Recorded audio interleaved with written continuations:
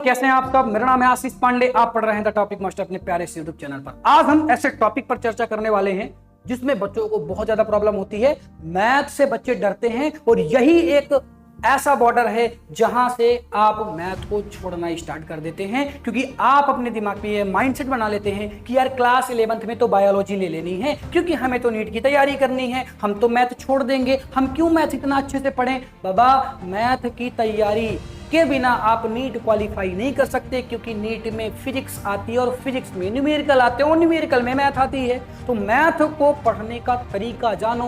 Math में जो आपको प्रॉब्लम होती है ना, आज वो सारी प्रॉब्लम मैं दूर करने वाला हूं। एक एक फॉर्मेट की बात करने वाला हूं। अगर आपने इस फॉर्मेट को आजमा लिया, अगर आपने इस फॉर्मेट को फॉलो कर लिया ना, मैं 100% की गारंटी देता हूं बच्चा कि आपकी मैथ इतनी बढ़िया हो जाएगी ना, मजा आने लगेगी। फिर आप मैथ छोड़िएगा। देखो, नीट में एक कहावत है कि मैथ छोड़ने से जो बच्चा नीट क्लियर कर लेगा तो ये इम्पॉसिबल है। अगर मैथ पसंद थी फिर छोड़ा नीट के लिए, तब आपका नीट क्लियर होगा। अगर मैथ इसलिए छोड़ा कि मैथ हमें आती नहीं थी, तब आपका नीट उट नहीं निकलने वाला बच्चा। क्योंकि जो भी बच्चे नीट निकाले होंगे ना, जाके एक एक बच्चों से पूछना, हम तो पूछते रहते हैं, तुम जाकर एक एक बच्चों से पूछना, उनका फेवरेट सब्जेक्ट मैथ था, क्योंकि उनको डॉक्टर बनना था, इसीलिए उन्होंने मैथ छोड़ी। तो मैथ में जो कॉन्सेप्ट अभी दिमाग में बना के रखा है तुमने कि क्लास 11th में मैथ छोड़ देनी है, क्या ही दिक्कत है, वो भाई दिक्कत करेगा, आपको बहुत ज्यादा दिक्कत करेगा।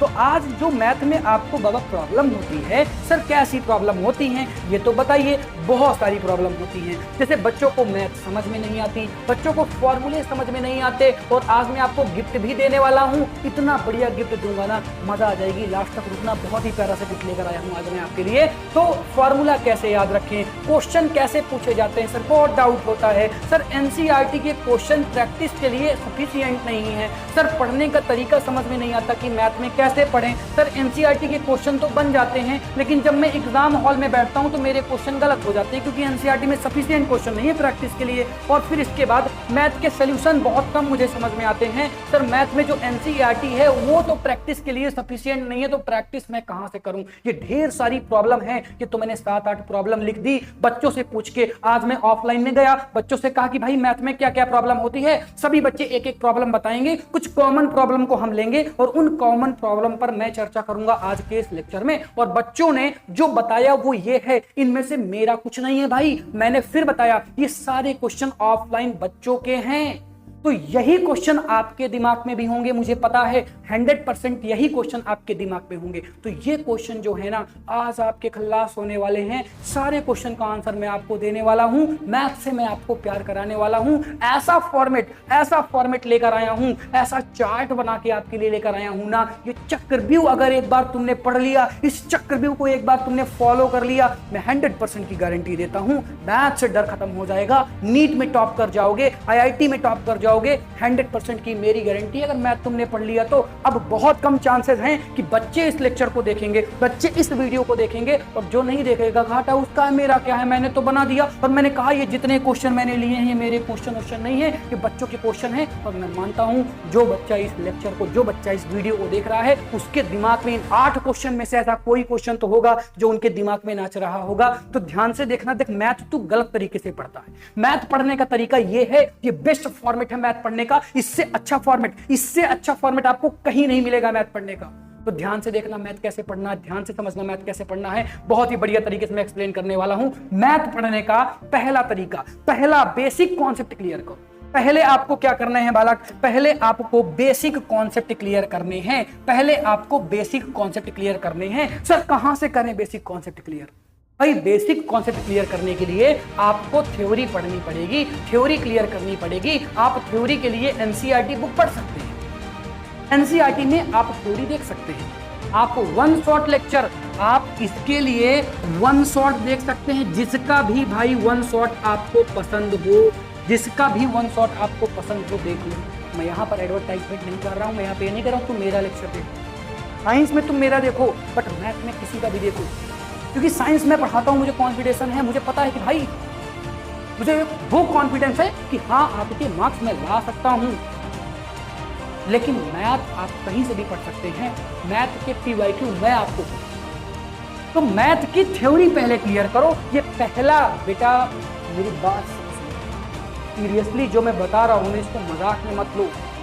ये जो फॉर्मेट है, मैं बताया ना चक्रव्यूह, अगर इसको तोड़ना सीख गए ना तो मैथ तोड़ के चले आओगे, 100 में 100 पाओगे। ये मेरी गारंटी है बच्चा, मेरी गारंटी।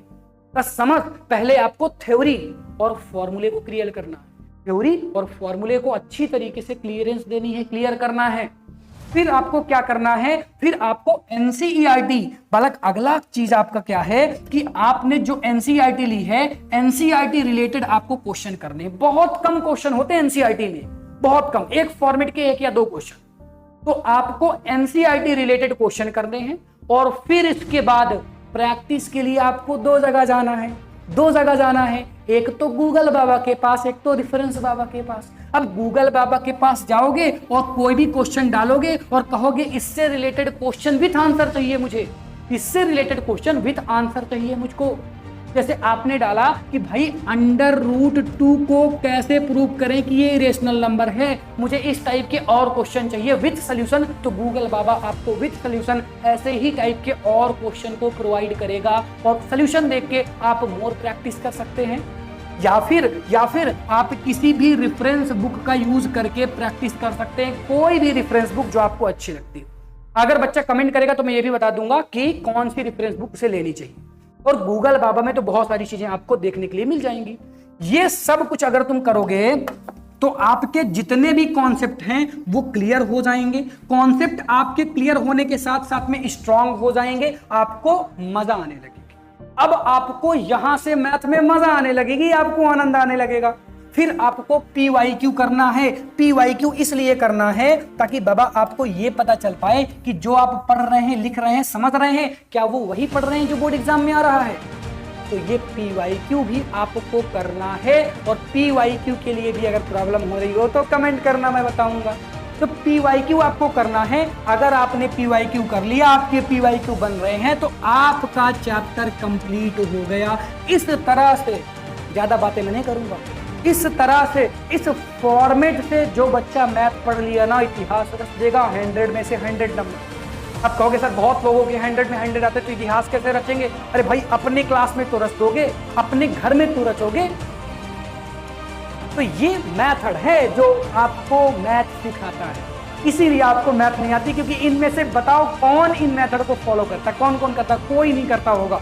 जो कर लेगा जीवन बदल जाएगा, जो कर लेगा जीवन बदल जाएगा। इन सभी का आंसर इस चार्ट में छिपा हुआ है।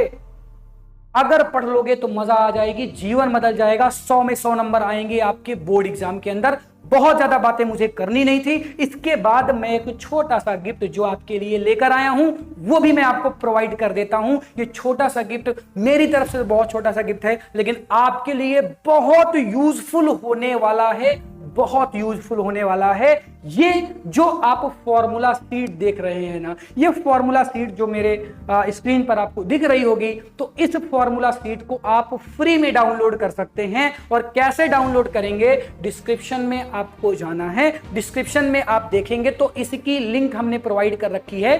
डायरेक्ट ड्राइव से आप इस फॉर्मूले शीट को डाउनलोड कर सकते हैं। यही है आज आपका गिफ्ट। और कैसा लगा ये बताओ। सभी बच्चे जल्दी से फॉर्मूला शीट देखेंगे और सभी बच्चे कमेंट करेंगे कैसी लगी ये फॉर्मूला शीट। जल्दी जल्दी कमेंट कर देना। सभी बच्चे बताएंगे कि फॉर्मूला शीट देखने पर मजा आ रही है कि नहीं, अरे आनंद आ रहा है कि नहीं। ये हमारी फॉर्मूला शीट आपको बहुत हेल्प करेगी।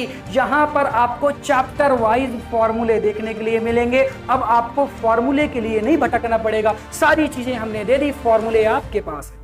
अब मजे से पढ़ो, आनंद से पढ़ो, फॉर्मूले आपके पास हैं, देखते रहो, मजा करते रहो। और इस फॉर्मेट को अपनाओगे तो मजा तो वैसे आएगी, आपके 100 में 100 नंबर तो आएंगे। अब आपको क्योंकि पता चल चुका है कि किसने बताया है, ठीक है ना। तो बताओ भाई लेक्चर में मजा आई कि नहीं आई? आज का ये जो लेक्चर मैंने बनाया, ये जो मैंने छोटा सा वीडियो बनाया, ये आपके लिए था ताकि आपके मैथ में 100 में 100 आ सके। कोई भी बच्चा होगा अगर इस फॉर्मेट को फॉलो करेगा तो 100 में 100 उसके फिक्स है। Thank you so much for watching. Tata, bye bye बच्चों, बाय बाय।